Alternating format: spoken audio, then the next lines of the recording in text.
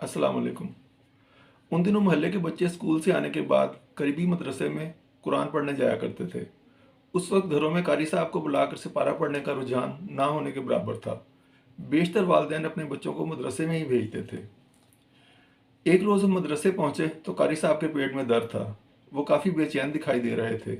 उन्होंने अपनी जेब से एक नोट निकाल कर मेरी जानिब बढ़ाया और कहने लगे, जाओ सामने पान सिगरेट वाली दुकान से मेरे लिए फ़लाँ कोल्ड ड्रिंक की एक बोतल ले आओ। तबीयत नासाज है, उसके साथ फकी खाऊंगा तो पेट ठीक हो जाएगा। मैं मदरसे से निकलकर दुकान पर पहुंचा तो वहां रश था। जब तक बारी आई, मुझे बोतल का नाम भूल चुका था। इन हालात में वापस जाकर कारी साहब से बोतल का नाम दोबारा पूछना अपनी मौत को दावत देना था। लिहाजा मैंने सामने पड़े क्रिएट की तरफ देखा और फिर ये सोचकर मैंगो जूस की बोतल मांग ली कि शायद कारी साहब ने यही कहा हो। जब मैं मदरसे में दाखिल हुआ तो कारी साहब बेसब्री से मेरे मुंतजर थे।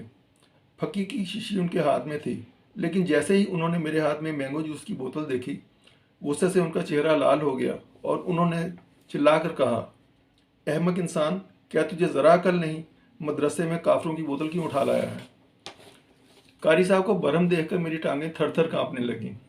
मैंने थूक निकलते हुए कहा, गलती होगी कारी साहब, मैं अभी ये बोतल मदरसे से बाहर फेंक आता हूँ। ये कहते ही मैं तेज़ी से दरवाजे की तरफ पलटा। मेरी इस जल्दबाजी पर कारी साहब मजीद आग बबूला हो गए। वो अपनी जगह से उठकर मेरे ताकुब में लपके और तेज़ लहजे में आवाज़ दी, रुक जा अबियो कमगल, क्या अब तो दूसरी हमाकत करेगा? जानता नहीं कि रिस्क ज़ाया करने से मना किया गया है और रोज़े हशर इसके बारे में सवाल किया जाएगा। इधर ला मेरे पास ये मनहूस बोतल और कान खोल कर सुन ले। आइंदा अगर तू काफरों की बोतल मदरसे में लाया तो तुझे सीधा जहन्नम में पहुंचा दूंगा। यह कहकर कारी साहब ने बोतल मेरे हाथ से झपट ली और उस पर रुमाल लपेटने के बाद दीवार की तरफ मुंह करके गटागट पीने लगे। ये करीबन 40 साल पुरानी बात है, लेकिन हर शोबा ज़िंदगी में हमारे यहाँ सूरत हाल आज भी यही है।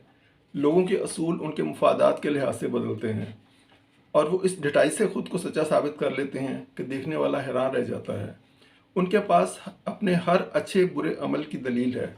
ये सोचे बगैर कि अपनी दलील से वो ख़ुद को सच्चा तो साबित कर लेते हैं, लेकिन उस इंसान को खो बैठते हैं जो कभी उनके हर अमल को मोतबर समझता था। शुक्रिया।